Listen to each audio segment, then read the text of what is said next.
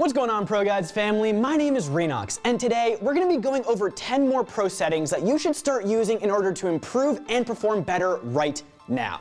If you haven't seen our previous video on settings, make sure to check out that one as well. The order doesn't really matter. Now let's get straight into the video. Alright guys, the first setting that you most definitely want to change is show team positions in HUD, which you can find in the in-game settings under the team sector. By changing this setting to show teammates and equipment, you will be able to more easily spot where your teammates are. By enabling this one simple setting, you'll see a small arrow above your teammates even through walls, and on top of that, you'll be able to see what kind of weapon they have. This setting helps both with getting more game sense because you'll more easily know where your teammates are and thus you'll be more aware, but it also especially helps with getting your mind in an idea of what angles are and aren't being held, and where you can therefore position yourself. Let's give an example. You're holding A-Site on Inferno on the CT side, and you're the long player positioned towards Moto. Your short player died earlier in the round, and by having this setting on, you see that your teammates have positioned himself inside of apartments. Well, now you know that your side is exposed to short, which is not being held, so you should probably reposition, either pushed up more on long or in library. If you hadn't had this setting on, you probably wouldn't have noticed this information, and maybe you would have assumed that your teammate was in pit instead, and because of it, you might have indeed even have died from short and lost the round because of it. This is just one example of how this setting might affect your rounds, but as you can imagine, there's tons of scenarios where something very similar could happen. That's why we advise that you use it. Quick note though, since we don't want to be held accountable for any broken monitors, you are definitely going to get disappointed in your teammates every now and then. Even though it might look like your teammate is holding an angle, for example, because they're literally in the perfect position to do so, sometimes your teammates are just not holding the angle you expect them to. And you try to base your positioning on what your teammates are holding might backfire because of it. But no matter how unbelievably annoying your teammates can sometimes be, it's still better to try and play around them, because that way you're gonna win a lot more games.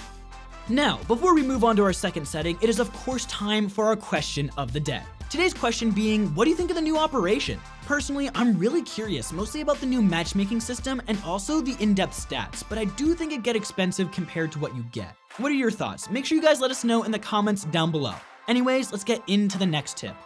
Another default setting that is going to cost you rounds if you don't change it is the switch weapons on pickup setting. This setting can also be found in the in-game settings, just this time under the item section. By default, it is set to yes, but trust me when I say that is absolutely not something you want. By leaving it as is, so on yes, whenever you pick up a weapon, you will automatically switch to it. So, for example, if you're on a half-buy round where you and your teammates have only Desert Eagles and you walk over the M4 of a CT that you managed to kill, you'll automatically not only pick it up, but also switch to that M4. So, why is this bad? Well, just imagine you're on Mirage and you manage to kill a CT playing close ramp on A, but his weapon is just not close enough to pick up yet. You try spamming E on it, but it was just out of reach. While trying to grab it though, you get spotted and the CT playing triple box starts shooting at you. You now know that you can't just pick up this weapon, you're gonna have to deal with the player on triple first. So that's what you decide to do. You line up your crosshair to pre-aim his angle and you swing out with your trusty deagle. But then, oh no. Right as you're about to shoot your opponent, you instead just pick up and switch to that damned M4. Now, you can no longer shoot and have to wait for the equip animation to finish. Obviously though, since you're in the middle of a gunfight, you don't have the luxury of waiting out that time and you die in shame. That right there is why you have that setting disabled. And we haven't even talked about the possibility of you having to reload your newly grabbed gun as well. Something else you guys might want to consider changing is actually in the video settings, and it's your display mode. By default, this is set to full screen windowed mode, but a lot of people report that they're getting increased input lag on that mode. Basically, the complaint that a lot of people have is that by having the setting on full screen windowed instead of regular full screen, it makes their game slightly less responsive. To you, it may or may not be noticeable, but either way, you can never go wrong by changing it to full screen, so that's what we recommend you do. The next setting you need to change is actually going to be under the audio settings, and it's under the music category. In general, most settings in there are just personal preference, but this one setting really isn't, and it's the 10-second warning volume. Basically, this setting refers to the music that starts playing when you only have 10 seconds left to defuse the bomb. The reason this is extremely useful is because if you're kitless, your defuse takes that exact 10 seconds, so you'll know you have to start defusing the bomb before that sound cue if you want to make the defuse. And if the queue started before you attempted defusing, you know that it's better to just run away, since you're not getting the defuse regardless. That being said though, it also really does help even when you do have a kit. Even if you don't have a 10-second defuse, knowing when you have those crucial 10 seconds left is still very helpful. It now instead means that you have to start defusing within 5 seconds or save. Having the reminder of how long you have left really helps with your decision making. Basically, make sure that your 10-second warning volume is set to at least be on, preferably a bit on the louder side so you can definitely hear it and you should be good to go. That being said, there is a second setting in there that you should take a look at, and that's the death camera volume. This setting basically controls the volume that plays whenever you die, and for me personally, the louder it is, the more it tilts me. Since I don't enjoy dying in-game, and hearing that sound has the association of me dying, I just really hate hearing it. So what I'd recommend you do is simply turn the death camera volume to 0% so that it can't bother you anymore, not even subconsciously. If you have a music kit and you really love dying, then you can always keep it on, of course, but if you're passionate about winning, maybe it's just best that you keep it off. The next setting you should probably want to start using is in the in-game settings under HUD. Here, you would want to change the mini scoreboard style to show the player numbers only. This way, instead of your mini scoreboard showing the profile pictures of both your teammates and enemies that are alive, it will instead only show the player count. Basically, instead of having to count how many teammates and enemies there are left yourself, the game does it for you. This is actually really useful because in your decision making should definitely be based on what kind of situation you're in. A play that's great for a 5v5 or 4v4 may not be great for a 5v4 or vice versa. From personal experience, I can definitely say it's quite easy to misread the scoreboard. With all the pictures, I noticed myself making a lot more mistakes because of it as well. So if you want to make the best decisions and be more aware of how many teammates and opponents are left standing, make sure you change this setting. Something else that the game doesn't really configure well is the open buy menu with use key setting. By default, it's set to yes, but you probably want to switch this over to no. The reason for that is simply what the setting does. It opens the buy menu whenever it's available if you press the use key, which unless you have changed it is E. You know the good old use button can be used to pick up weapons and open doors. The thing is though, if your friendly teammate drops you a weapon in spawn and you want to pick it up, it can be annoyingly difficult to actually do it, just because every time you press E, your buy menu now suddenly opens instead. To avoid all that hassle and to save some extra time in spawn, make sure you have the settings set to no.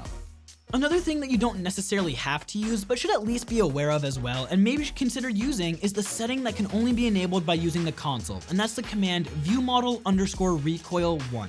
By default, it is set to 0, but for a lot of newer players especially, this setting can be really helpful. Basically, what it does when set to 1 or enabled is that your weapon moves with the recoil.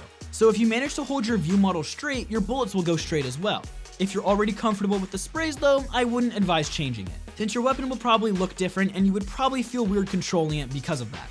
Just in general, it's not a great plan to mess with your muscle memory, but if you're newer to the game or if you want to relearn some spray patterns, make sure to give viewModel_recoil1 a try and see what you prefer. Something else that you probably need to change in your settings is your scroll bind. Normally, when you first start up the game, scroll wheel is bound to changing weapons. Basically, you're scrolling through your weapons. This is not something you want to do though, because using the scroll wheel to select the weapon of your choice is both inconsistent and slow. So instead, you should be using it with the 1, 2, and 3 keys with a potentially bit of a quick switching here and there. The best way to get used to using the number keys instead is by simply unbinding the scroll wheel, or potentially binding the scroll wheel to something new, such as R_clear decals or plus jump, or even both. One on scroll wheel up and the other on scroll wheel down. That way, you'll both get used to some new useful keybinds, and you will also get rid of that annoying efficient one. The last setting for today's video actually has to do with the recent operation, and that's pinging. By default, the ping button is bound to mouse 3, so that would be clicking down on the middle scroll wheel. But make sure you bind this to something that's actually comfortable to you. It can be really useful, especially mid-duel, to give info quickly without having to think about callouts, languages, or other stuff. Even if your teammates don't speak your language, you'll be able to quickly communicate where players are, so make sure you ping whenever you spot an opponent, perhaps together with a callout. That being said, since it's a new function and since it gives you and your teammates an audio cue, I'm sure it's going to be abused a lot as well. So because of that, do remember that you can change in the settings if you do indeed want the visual plus audio cue, just the visual cue, or neither. Set this to your own personal preference and make sure to use the ping option yourself as well, but don't abuse it guys, we want to win out here, right?